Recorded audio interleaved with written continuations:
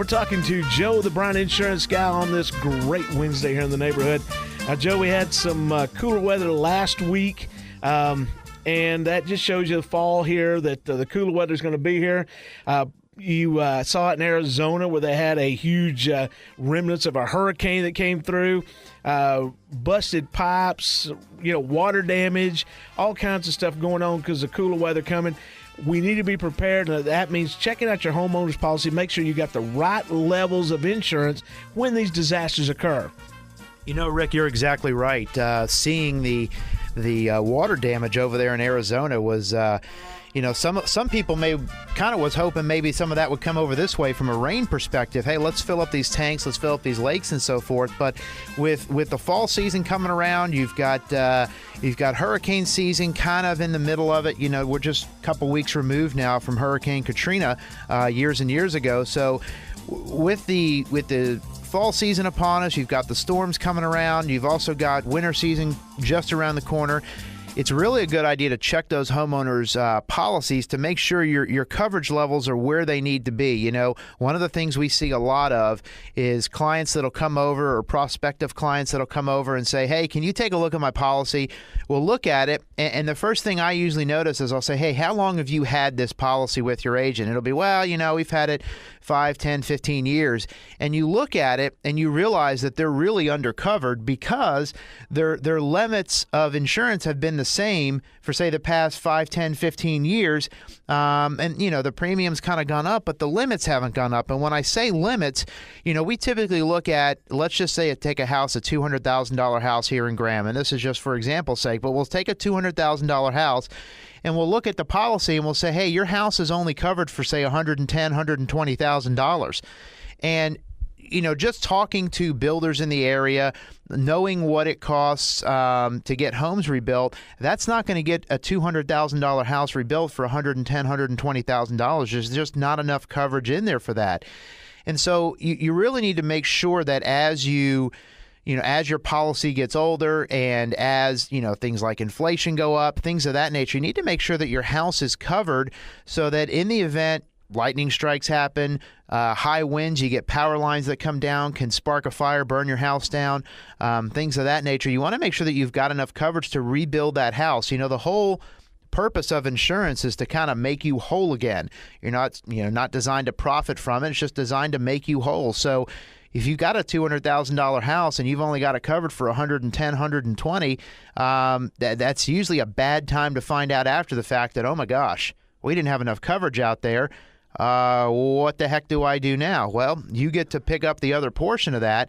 And if you look at the cost, even sometimes the cost to raise that really isn't that much. A lot of times folks will say, hey, the replacement cost you put on that $200,000 house, you put it at $220,000, $230,000.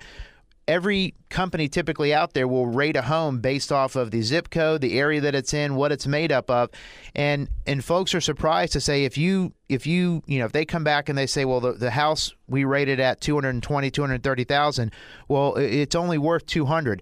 Well, when you drop it that from, say, $220,000, $230,000 down to $200,000, the price is pretty minuscule. Now, if you drop it in half, sure, but dropping it in half is not going to get your house covered.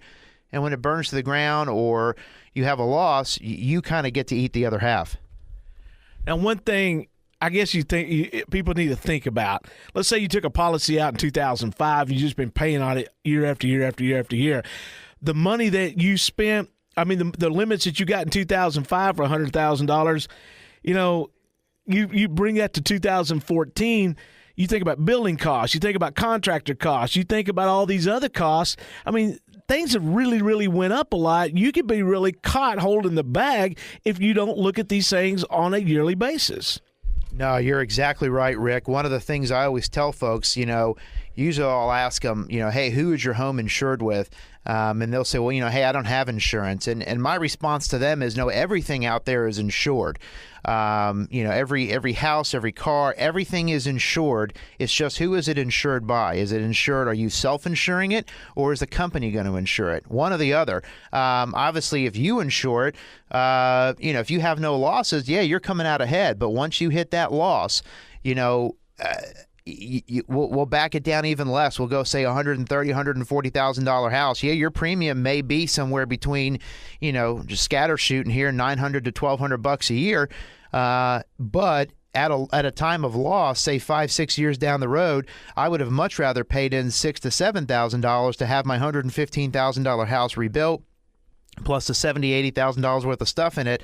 I'll take that over having to eat that cost all myself. So yeah, as your policy gets older and as times change, you need to make sure that your coverage limits are where they need to be, not only from the house perspective, but hey, let's make sure one of the issues we seem to have in Graham, and it is what it is, no knock on anybody, but city sewer pipes backing up into people's houses. Most of the time that's not covered under a standard homeowner's policy, and you may need to check your policy to make sure. You can typically add that as an endorsement, and I usually will write it as part of a standard policy, and folks have to tell me to take it off because I'm going to write it because I know the history. I know when people call us and say, oh my gosh, middle of the night, heard some pipes rumbling. Next thing you know, my bathtub was filled up full of sewer water.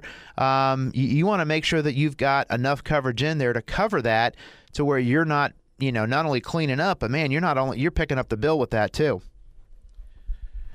Joe, with all these things that we're talking about, pipes and different things going on, homeowner policies, if folks want to get a hold of you, talk to you just for a consultation, what do they need to do? Real simple, Rick. You can either call us 549-2525. You can go to Bryan, INS, BRYANINS.com. Check us out on Facebook. We've actually got our own YouTube channel going on as well. All these talks that you and I do every Wednesday, we've got those archived to where you can go back and kind of search through and listen and see some of the topics that we've talked about. Or you can come on up to the Sierra Bank building. We'll give you that free elevator ride to the second floor. Come on in, talk to Ann, Lynette, myself. We've got a great team of commercial folks. We've got Ty and Sonia. Give us a call. Come on up. Let us take a look at what your insurance situation is, and let us make some recommendations for you, either to switch over to us or just, hey, even if you want to stay with your same carrier, let us take a look at it, see where there's some holes and gaps in your coverage, make some recommendations to you. At least you're informed. Give them a call today, 549-2525. Thank you, Joe, for your time, and we'll see you back here next Wednesday.